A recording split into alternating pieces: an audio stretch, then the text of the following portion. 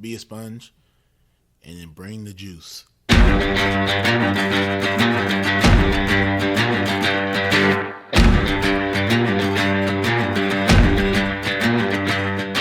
By focusing on your improvement, by focusing on your progress, and eliminating any fixed mindset that you may have and acts of perfectionism, then you encourage your own mastery. On some level, we do what we want to do 24 hours a day. Now, sometimes it may not seem like that, but if I'm choosing to work instead of sleep, what I'm actually saying is keeping my job is more important than sleeping. I'm tired of this. I'm tired of getting beat. What can I do to get over this hump? So mentally, that's when I kind of put that forefront, like, hey, it's either all or nothing. I like to put failure in quotations because I don't believe that failure is true failure if you're looking at it with the right mindset. The truth is, the journey to greatness is hard. It takes time, it takes effort, it takes focus, and every day you have to decide what you value, what you want to pursue, and what you want to achieve. And if you dig deep enough, if you push hard enough, we all have what it takes to be great. Welcome to the Edge of Greatness.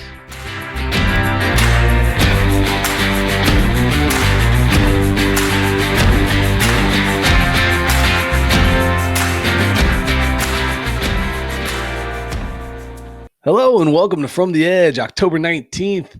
And I'm recording on some new equipment today. So I'm curious to see how this is going to sound and how this is going to go. But I recently signed up for Squadcast. I was getting tired of the sound quality and the mess ups from Zoom. It just wasn't cutting it anymore. So with that in mind, I'm trying something new, and I've actually got my first interview today on the new recording software. So I guess we'll see how that goes right out the gate. But yeah, so if you're listening today and you hear something different, or if you're watching, the camera is quite zoomed in. So that's something new for me. So if you're watching on YouTube, give me some feedback. Let me know what you think. It's a little different for sure. But one of the really cool features and one of the reasons why I went with Squadcast is, as many of you know, I've been trying to build that online community, the paid membership section of the website with some of the additional features that I'm going to be looking to add on. Squadcast has a backstage feature. I believe I can have up to 5 people join one of my interviews or conversations that I'm having and sit backstage and watch it live. I'm not 100% sure on all the details, but I do know they have a backstage. I do know that they allow for a certain number of guests to appear behind the scenes. And I'm actually really excited about that, as I think it's going to be a unique way to add value to the membership section, to bring you guys a different perspective of things and what I'm doing. Maybe see a little bit of before and after the conversation. I don't know if I can actually open up the backstage to ask questions at the end. I think that'd be kind of a cool little thing, as long as the guest is okay with it.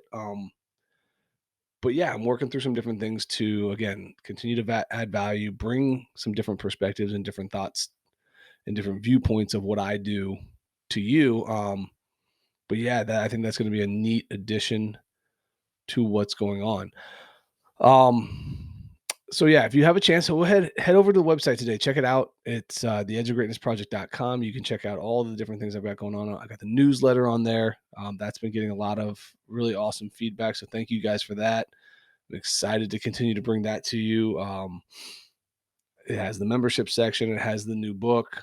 It has a whole bunch of different things for you. It's the best place to find all the things that are Edge of Greatness Project. I've tried really hard to rebuild that page to accommodate the growing nature of what the Edge of Greatness Project is. So if you're looking for different things, if you're looking for new things that we're doing, everything that's happening is there, more so than even my social media presence. So it's the most up-to-date part of this business. So let's move forward a little bit. Let's get into, so this last weekend, I've got 2 things I want to try to touch on today. I don't think either of them is going to take too long, but I think they're pretty interesting. This last weekend, I got the chance to go to Duke University to watch one of my guys. Duke took on UNC in a rivalry game. And, when you're driving for 14 hours in 2 days, you get a chance to think a little bit and reflect. But after watching my guy Dwayne play, he did awesome. Unfortunately, the game did not go the way we wanted it to. They lost by 3. But he has developed into an extremely successful collegiate athlete, a very well-known young man in the community, and he's building something very, very powerful at Duke. And when I look at that, and I look at him, and then I look at some of the other guys that I've had a chance to work with who have gone on to college and haven't quite found that same level of success, I started to think, I was like, man, what sets those guys apart? What gets one kid who goes off to school to be successful and another one who goes off to struggle and to not really find their way? And a couple things came to mind. The first is the expectations. Not saying that you shouldn't go into a situation that's new, where you're kind of building your name and building your reputation and starting over again with high expectations, but the acceptance of the reality outside of your expectations. I think that's a huge part of long-term success when it comes to being a college athlete. So if you're listening to this and your plans are to play in college, depending on where you go, actually, that's not true. Anywhere you go, the people who are also showing up the same day as you as other freshmen were you at their school. So you're competing against you at that level. Plus, all the kids who have been there have had multiple years of college training, experience, weightlifting, and everything else. So you're not just competing against you, who, if you're going to college, you're pretty good, but you're competing against you, who've had 3 years of college experience, 2 years of college experience, the weight room, all of those things. Not saying you can't make an impact your first year, but don't be so upset or surprised if it does take time. The other piece that I find is interesting is the buy-in to where you're at. One of the things that Dwayne has done incredibly well is buy into being a Duke football player. It's what he is. He's bought into the process. He's bought into the expectations. He's bought into what it means in the community, how to be all in as a Duke football player. There was no, I'm going to Duke and if I don't get what I like or what I want, I'm looking for that first exit. He went to Duke for the right reasons, to get an education and to build something from that. And I think that too many kids go with the idea that I'm going to go to this school because it's going to create exposure for me. It's going to give me an opportunity to move to the next level, whatever it may be. And I don't think that's the right decision. You need to choose a place that you feel, no matter who the coach is, no matter what your role is, no matter what anything is, you are going to buy into being a part of that university. You're going to buy into being there. And by doing so, you give yourself an advantage, because no matter where you go, there's going to be a time period, an adjustment period, and a growth period that you're going to have to experience. And being bought into that helps. But the way that works is if it also translates to after, because for me, if I'm going to build this brand, if I'm going to build a business, if I'm going to go to a new competitive job, if I'm bought into that job, if I'm bought into that process, I will be able to handle the adversity that comes along with that, the ups and downs and the changes of things. And I think that's a huge part of success long term. I can relate it to my buddy Jason, who's been on the show a few times, in the writing process.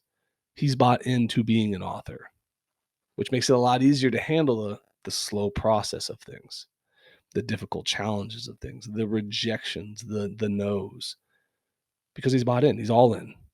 There's no looking for the next door or the way out or any of those other things. So I think that part gives him an edge.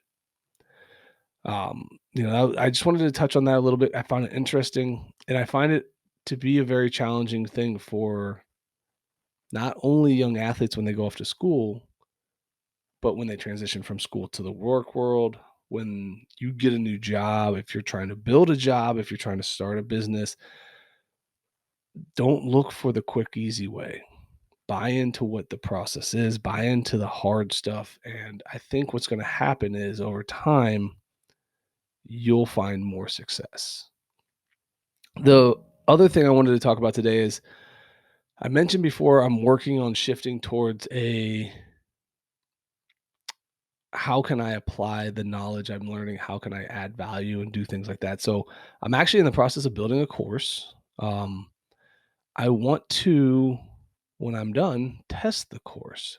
So if you're listening to this today, as another way to, I think, more or less build the community, if you have any interest in hearing the course, I'm going to have 2 different options and paths. I'm not going to announce what those are here, but I'm thinking the first 50 people who sign up for the community will get free access to this course.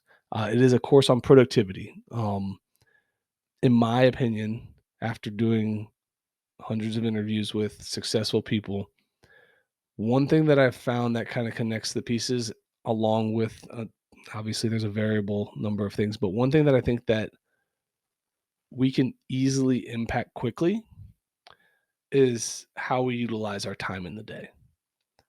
We're all born with the same 24 hours. We're all given the same 24 hours. We're all provided with that.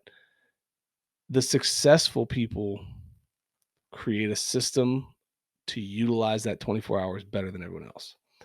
And I think for that reason, it was a great place for me to start, because while I've been doing all of these things, I've also learned how to be more productive with my time, how to balance, in a sense, the work I'm putting in for Edge of Greatness, for my training business, for my family, for all of the other things, for writing, and I feel like I've done a pretty decent job of understanding how to develop those things. So it's a good place for me to start to share my knowledge and my experience and what I've learned. So if you are interested in this course, when it's done and you want to be a part of it, hit me up and I'll tell you about the options. But for sure, one of the options is going to be the first 50 members of the Seeking Greatness community will get free access to this course.